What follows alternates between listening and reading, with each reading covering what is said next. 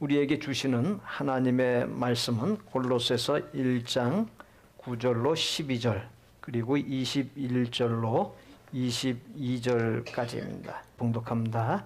이로써 우리도 듣던 날부터 너희를 위하여 기도하기를 그치지 아니하고 구하노니 너희로 하여금 모든 신령한 지혜와 총명에 하나님의 뜻을 아는 것으로 채우게 하시고 주께 합당하게 행하여 범사에 기쁘시게 하고 모든 선한 일에 열매를 맺게 하시며 하나님을 아는 것에 자라게 하시고 그의 영광의 힘을 따라 모든 능력으로 능하게 하시며 기쁨으로 모든 견딘과 오래 참음에 이르게 하시고 우리로 하여금 빛 가운데서 성도의 기업의 부분을 얻기에 합당하게 하신 아버지께 감사하게 하시기를 원하노라. 21절 전에 악한 행실로 멀리 떠나 마음으로 원수가 되었던 너희를 이제는 그의 육체의 죽음으로 말미암아 화목하게 하사 너희를 거룩하고 흠없고 책망할 것이 없는 자로 그 앞에 세우고자 하셨으니.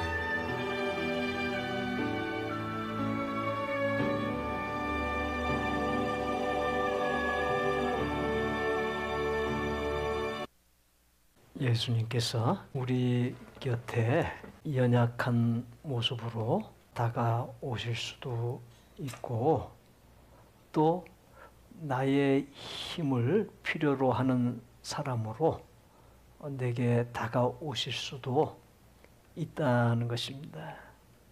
예수님의 전형적인 모습과는 또 다른 형태의 모습으로 우리 곁에 오실 수 있다라는 것이죠.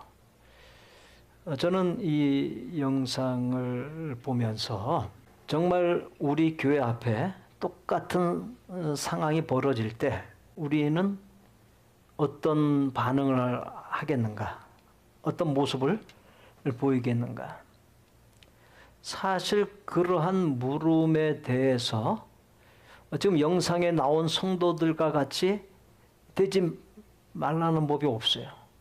그렇게 될 확률도 많이 있어요. 그러나 제가 이 영상을 보여드리면서 저 자신과 우리 성도들에게 도전을 하고자 하는 것은 긍휼의 사람이 되자는 거예요. 긍휼의 사람. 긍휼의 사람이란 말에는 두 가지가 있습니다. 수동적인 입장과 능동적인 입장 두 가지가 있어요. 수동적인 입장에서의 긍휼의 사람이라는 것은 무엇을 말하는 것입니까? 하나님께서 우리를 긍휼히 여겨주심을 내가 받는 거예요.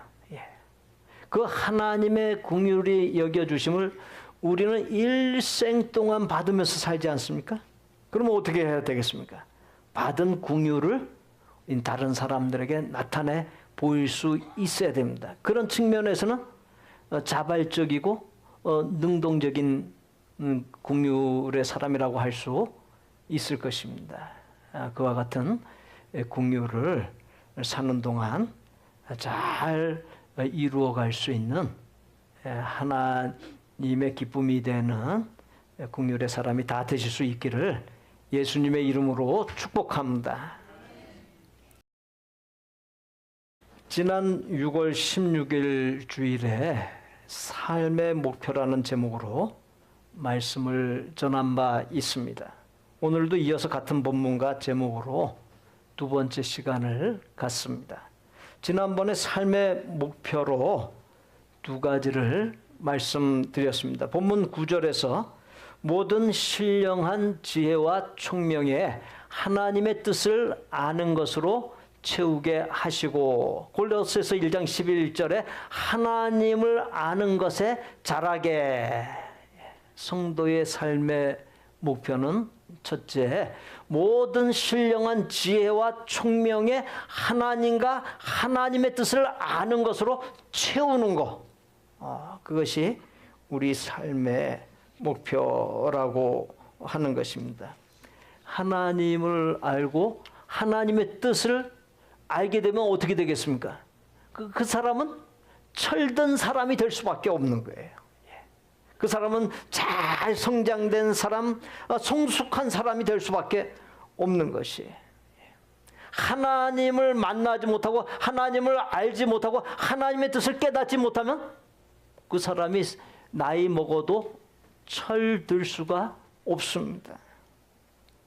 예수님은 하나님의 뜻이 무엇인지 분명히 알고 계셨고, 당신 자신의 뜻보다도 하나님의 뜻을 앞세우셨고, 이 땅에 사는 동안 하나님의 뜻을 실현하는 일에 모든 관심과 삶을 집중했습니다.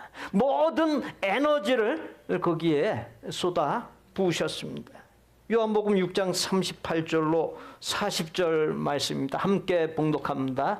내가 하늘로서 내려온 것은 내 뜻을 행하려 함이 아니요 나를 보내신 이의 뜻을 행하려 함이니라. 나를 보내신 이의 뜻은 내게 주신 자 중에 내가 하나도 잃어버리지 아니하고 마지막 날에 다시 살리시는 이것이니라. 아버지의 뜻은 아들을 보고 믿는 자마다 영생을 얻는 이것이니 마지막 날에 내가 이를 다시 살리리라 하시니라. 예수님이 앞세웠던 하나님의 뜻은 영원 사랑과 구원입니다. 우리 역시 예수님이 아시고 앞세웠던 영원 사랑과 구원을 삶의 목표로 삼고 관심과 삶을 집중할 수 있어야 합니다. 제가 예전에 그런 제목의 설교를 했었죠. 영원 사랑과 구원은 그게 본업이다, 본업. 이 땅에서 우리가 갖고 있는 모든 직업은 다 부업이에요, 부업. 우리 그러한 개념을 갖다가 우리는 확실하게 갖고 살아야 됩니다. 본문 10절에서 주께 합당히 행하여 범사에 기쁘시게 하고 모든 선한 일에 열매를 맺게 하시며, 공동 번역으로 보니까 주님께서 원하시는 생활을 함으로써 언제나 주님을 기쁘게 해드리고 온갖 좋은 일을 행하여 열매를 맺으며, 성도의 삶의 목표 두 번째는 하나님께 합당히 행하고 선한 열매를 맺어 하나님을 기쁘시게 하는 것입니다. 지난 한 주간 동안 하나님을 기쁘시게 하기 위해 얼마나 힘쓰셨습니까? 어떠한 삶이 하나님께 합당한 삶이요?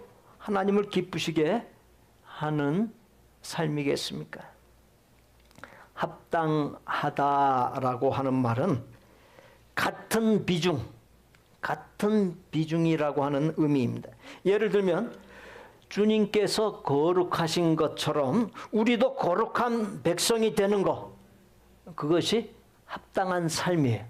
그러니까 하나님의 모습, 예수님의 모습과 나의 모습이 일치를 이루는 것, 이것이 바로 하나님께 합당히 행한다는 것입니다. 옛날에 쓰는 저울은 중앙을 기준으로 양쪽으로 물건 또는 추를 올려놓게 되어 있습니다. 그래서 어떤 물건의 무게나 돈의 양을 정할 때 한쪽에 올려놓고 다른 쪽에 추를 올려놓아 양쪽의 무게가 똑같게 해야 합니다. 어느 한쪽으로 기울어지면 안 됩니다.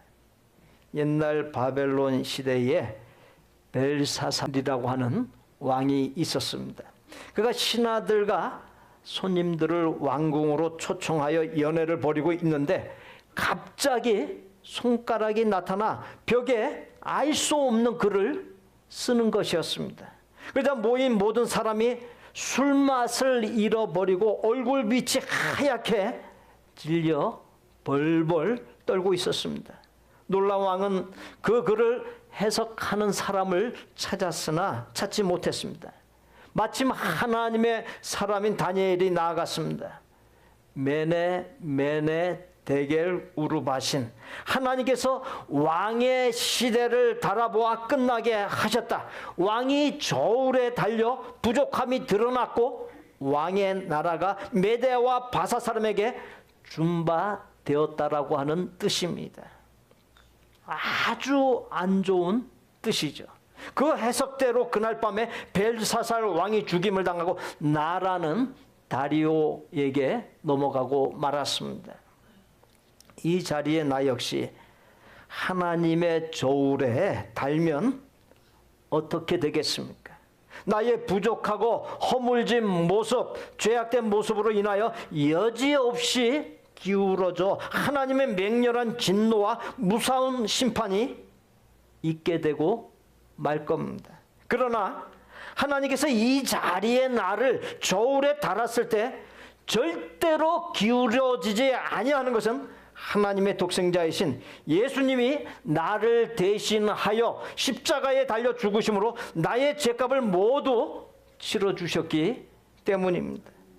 예수님의 십자가 사랑이 나를 살리셨고 죽을 죄인인 나를 예수님의 십자가의 의로 의롭다 해주신 것입니다. 하나님의 독생자이신 예수님이 십자가에 달려 죽으신 것은 나에 대한 하나님의 놀라운 사랑이, 그 사랑은 이 세상의 그 어떤 사랑과도 비교할 수 없는 거룩한 사랑이요 완전한 사랑입니다. 내가 그 하나님의 사랑에 어떻게 응답해야 하겠습니까? 한 사람 한 사람을 진정으로 사랑하는 삶으로 응답할 수 있어야 합니다.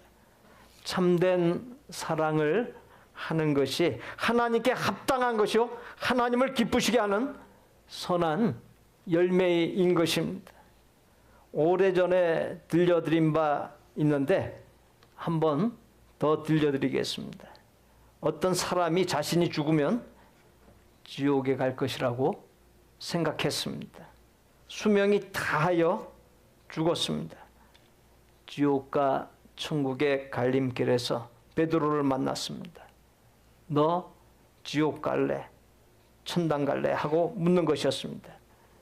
지옥에 갈 것이라는 생각을 가졌던 자신더러 선택하라고 하니 그렇게 고마울 수가 없었습니다.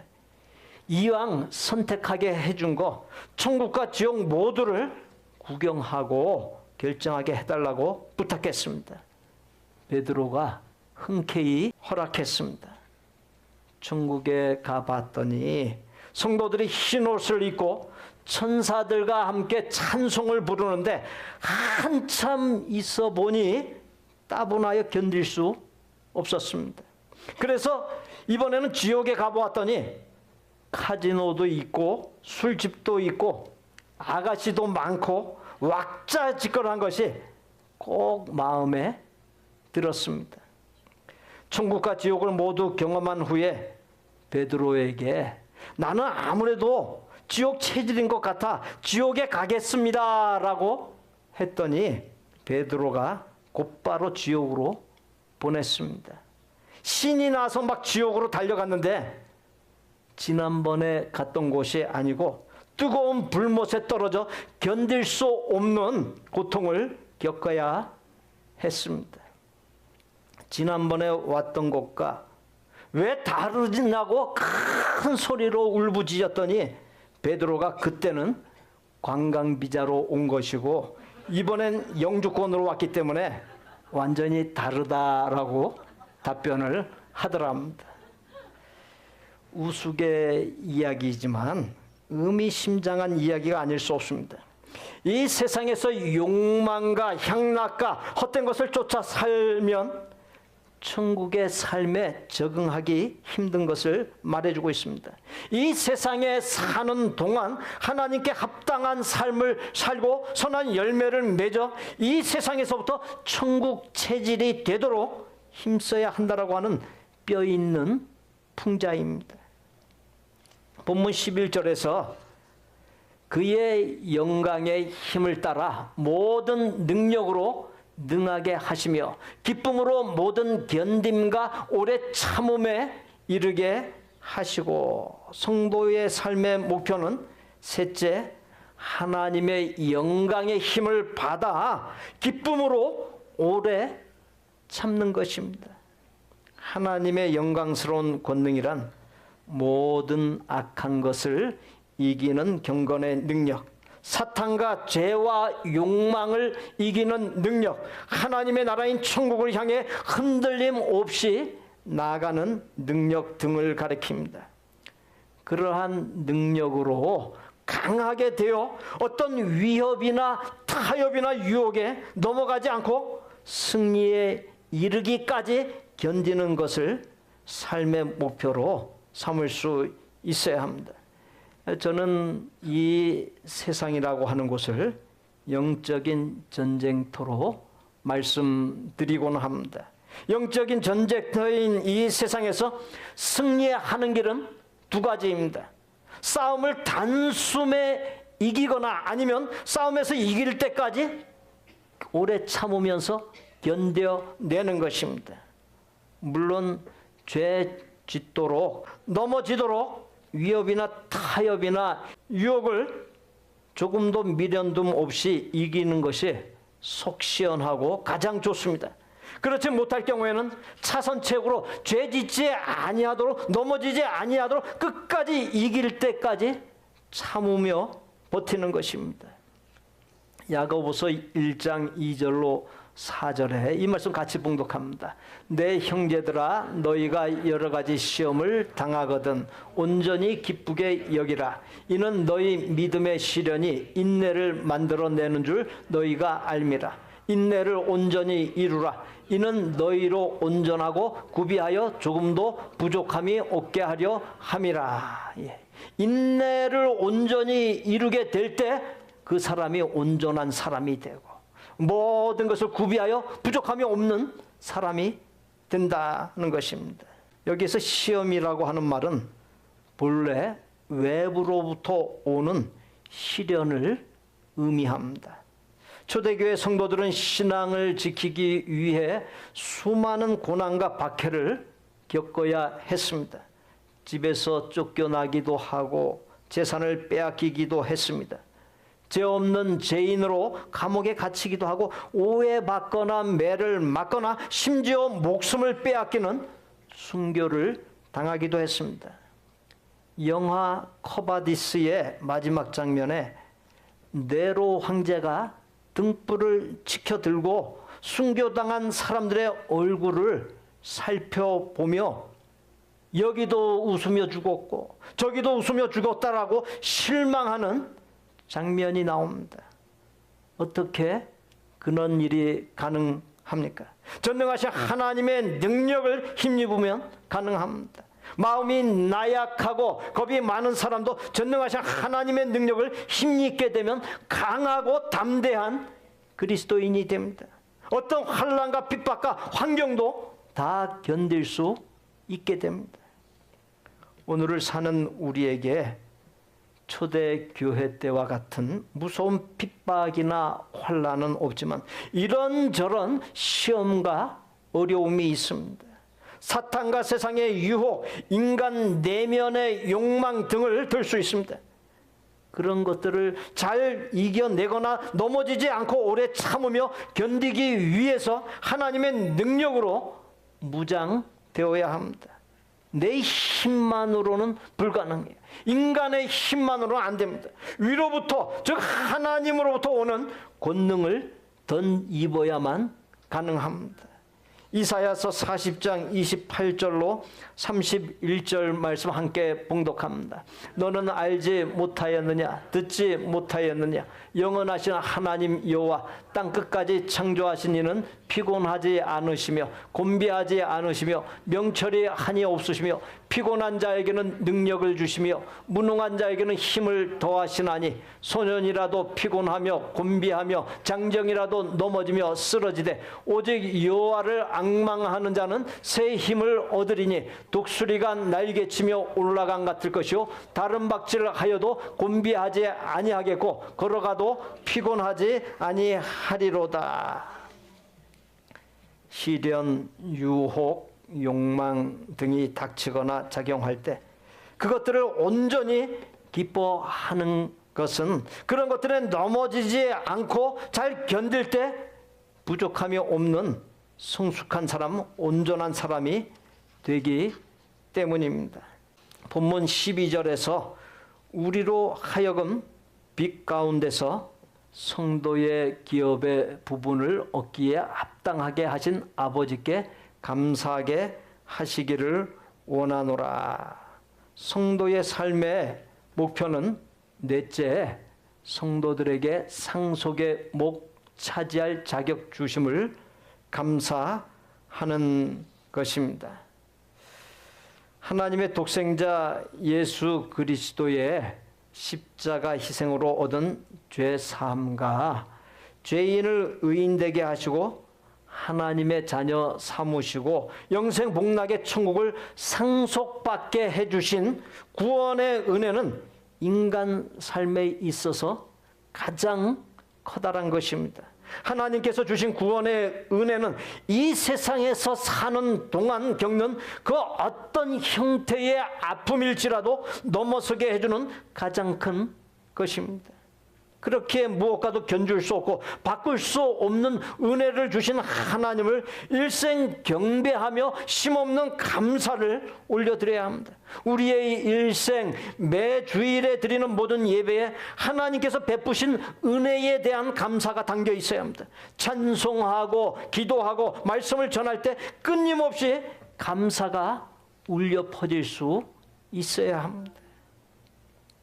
개신교인들이 신앙의 기준 삼는 웨스트민스터 소요리 문답의 첫 번째 항목의 문답을 보게 되면 사람의 제일 되는 목적이 무엇인가? 사람의 제일 되는 목적은 하나님을 영화롭게 하는 것과 영원토록 그를 즐거워하는 것이다 라고 했습니다.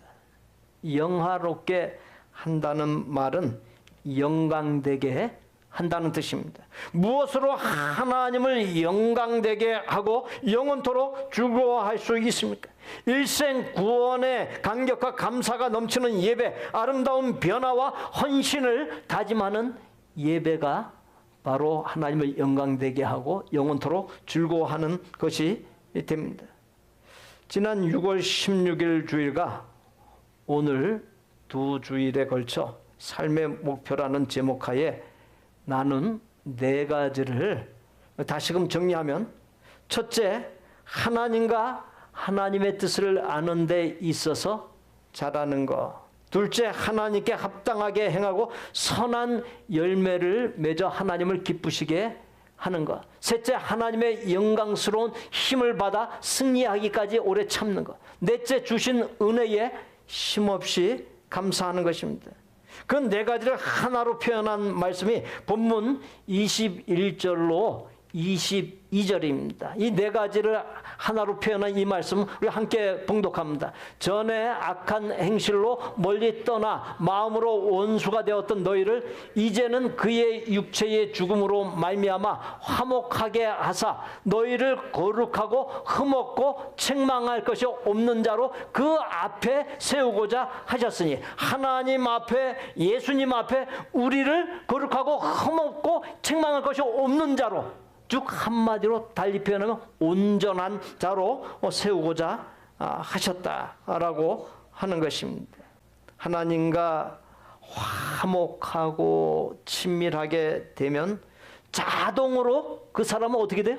거룩하고 흠없고 책망할 것이 없는 온전한 사람이 됩니다. 하나님의 복이 자동으로 그 사람에게 임하게 됩니다. 반대로 하나님과 멀어지면은 자동으로 타락하고 흠이 많고 책망할 것이 많은 사람이 되고 자동으로 불행한 사람이 되는 것입니다. 골로새서 1장 28절에서 우리가 그를 전파하여 각 사람을 권하고 모든 지혜로 각 사람을 가르치면 각 사람을 그리스도 안에서 완전한 자로 세우려 함이니, 본문 골로새서 1장 22절에 거룩하고 흠없고 책망할 것이 없는 자를 완전한 자로 표현할 수 있습니다. 이 완전이라고 하는 말은 말 그대로 완전, 결함이 없다, 그런 뜻과 더불어서 성숙이란 뜻도 갖고 있습니다. 완전이라고 하는 말을 달리 표현하면 온전 또는 거룩이라고 할 수 있습니다. 거룩이란 말은 히브리어로 카도시로서 분리, 구별, 신성한이란 뜻입니다. 이 자리에 나는 하나님의 사람으로 구별되었고 세상에 속해서 살아가고 있지만 세상과 분리되었고 하나님이 쓰시려고 따로 떼어놓은 사람들입니다. 그러니 세상 사람들과는 다른 사람이에요. 거룩하게 구별된 존재인 이 자리에 나는 누가 지켜보지 아니하고 알아주지 아니한다 해도 하나님 안에서 하나님과 동행하면서 하나님을 주인으로 삼고 어떤 상황에서도 흔들리지 아니하고 온전한 사람으로 살아갈 수 있어야 합니다. 구약 성경의 세 번째 책이 창세기, 출애굽기, 레위기입니다. 그 레위기 스피릿, 곧 레위기 영성으로 하나님을 예배하라고 하는 책이 있습니다. 책의 저자 박성호 목사는 5가지의 거룩을 말하고 있습니다. 첫째, 관계성의 거룩을 말하고 있습니다. 하나님과의 관계와 이웃과의 관계에서 거룩할 수 있어야 합니다. 십계명은 하나님과의 관계 4가지, 그리고 인간 상호 간의 관계 6가지로 모두 관계의 거룩을 말해주고 있습니다. 두 번째로 공간, 즉 장소의 거룩입니다. 하나님께서 계시지 아니한 곳이 없습니다. 늘 하나님을 의식하고 두려워할 줄 아는 마음이 있어야 합니다. 엉뚱한 곳, 망령된 장소에 가 있으면 안 됩니다. 세 번째로 시간의 거룩입니다. 시간을 헛되게 보내지 아니하고 의미 있게 보내기를 힘써야 합니다. 말씀을 가까이 하고 기도하는 시간을 통해 나 자신을 성찰하며 새롭게 할 수 있어야 합니다. 네 번째, 공급의 거룩입니다. 물질, 능력 등 하나님께서 주신 것들을 갖고서 연약한 사람들과 나누기를 힘쓸 수 있어야 합니다. 다섯째, 생각의 거룩입니다. 하나님께서는 우리의 생각까지 살피시고 다 아십니다. 나의 생각이 사람들에게 노출되지 아니하고 사람들이 알 수는 없지만 하나님께서 보시고 아시기에 생각을 바르게 하고 거룩하게 할 수 있어야 합니다. 로마서 6장 19절에 너희 육신이 연약함으로 내가 사람의 예대로 말하노니 전에 너희가 너희 지체를 부정과 불법에 내주어 불법에 이른 것 같이 이제는 너희 지체를 의에게 종으로 내주어 거룩함에 이루라. 살면서 부정한 것, 불의한 것, 헛된 것에 나의 몸을 내줄 때가 적지 않았습니다. 반대로 의로운 것에 나의 몸을 내주는 것이 거룩입니다. 창세기 17장 1절에 아브라함이 99세 때에 여호와께서 아브라함에게 나타나서 그에게 이르시되 나는 전능한 하나님이라 너는 내 앞에서 행하여 완전하라. 마태복음 5장 48절에 그러므로 하늘에 계신 너희 아버지의 온전하신가 같이 너희도 온전하라. 에베소서 4장 13절에 그리스도의 장성한 분량이 충만한 데까지 이르는 것, 이것이 바로 완전과 온전이라고 하는 의미입니다. 그렇게 되는 것이 바로 거룩입니다. 이 자리에 내가 세상에 속하여 살고 있지만 구원받고 성도가 된 나는 거룩한 사람으로서 구별된 사람입니다. 하나님은 그런 나를 구원하시고 거룩한 백성이라고 불러주십니다. 또는 불의한 자 또는 죄인이라 하지 아니하고 의인이라 불러주십니다. 이방인으로 취급하지 아니하고 하나님의 자녀로 인정하십니다. 예수님을 믿고 거듭나면 거룩한 백성, 의인, 하나님의 자녀 등으로 신분의 변화가 생깁니다. 신분이 바뀌면 바뀐 신분에 걸맞은 삶을 살 수 있어야 합니다. 하나님께서는 이 자리에 나를 향해 신분에 걸맞은 변화와 삶을 기대하고 계십니다.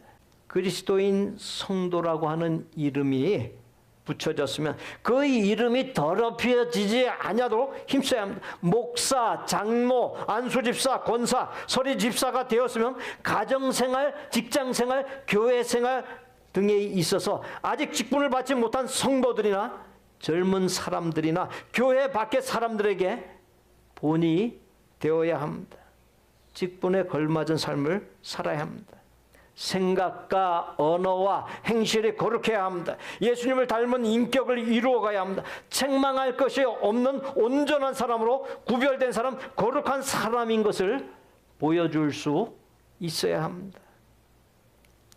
예수님을 믿으면 예수님의 피로써 죄인이 의인이 되고 구원받는다라고 말합니다.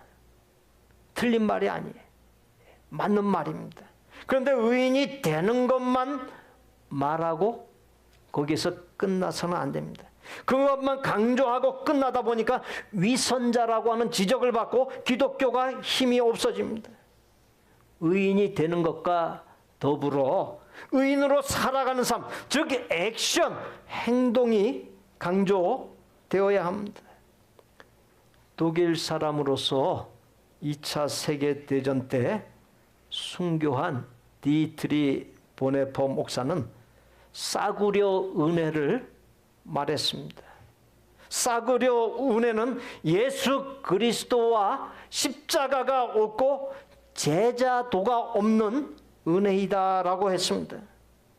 구원받았다고 하면서 자신밖에 모르고 예수님께서 가신 고난과 희생의 십자가의 길을 따라가지 아니하고 하나님과 이웃을 위한 헌신을 싫어한다면 예수님이나 십자가나 제자도와 상관없는 싸구려 은혜를 받은 것이 되고 싸구려 믿음이 된다는 것입니다. 사랑하는 성도 여러분, 그동안 갖고 있었던 나의 삶의 목표를 점검해 보고 두 주일에 걸쳐 드렸던 말씀을 통해서 하나님과 하나님의 말씀이 제시하는 삶의 목표로 업그레이드하여 놀라운 삶을 사는 복된 생이 되시기를 예수님의 이름으로 축복합니다. 우리 함께 기도하는 시간 갖도록 하겠습니다. 기도 제목 읽도록 하겠습니다. 삶의 목표를 거룩하고 흠없고 책망할 것이 없는 온전한 자로 하나님 앞에 서는 것에 두고 힘을 다해 이루게 하여 주옵소서. 다시 한번 읽습니다. 삶의 목표를 거룩하고 흠없고 책망할 것이 없는 온전한 자로 하나님 앞에 서는 것에 두고 힘을 다해 이루게 하여 주옵소서. 합심해서 이 기도 제목 따라 기도로 나갑니다. 사랑해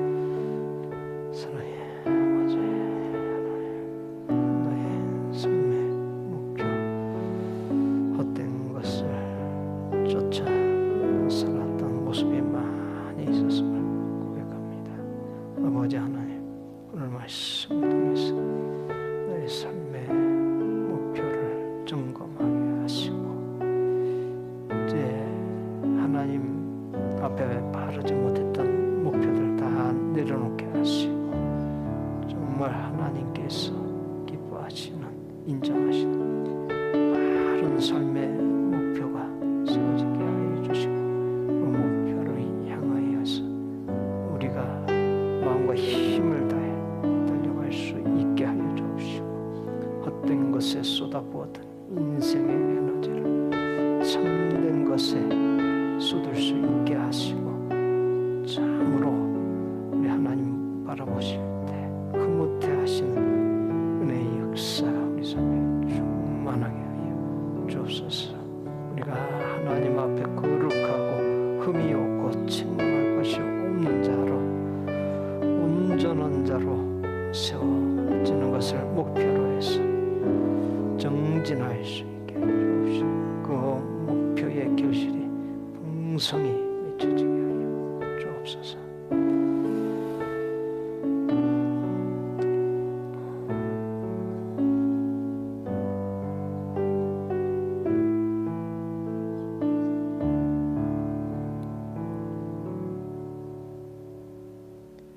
하나님과 사람 앞에 거룩한 사람, 온전한 사람으로 서게 하여 주옵소서. 예수님의 이름으로 기도하옵나이다. 아멘. 저를 따라서 해보시죠. 하나님과 사람 앞에 거룩한 사람은 온전한 사람으로 서겠습니다.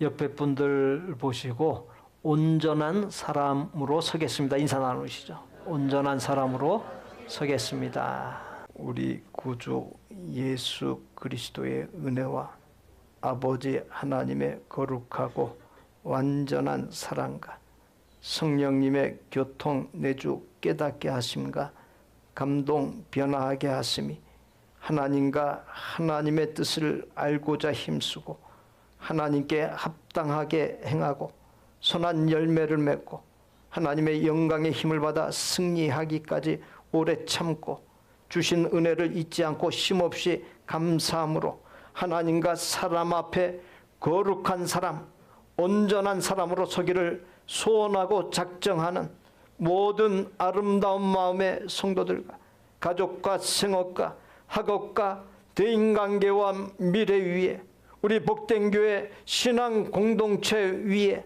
우리가 사랑을 나누는 선교지와 사역자들 위에 이제로부터 영원토록 함께 계실지어다. 아멘.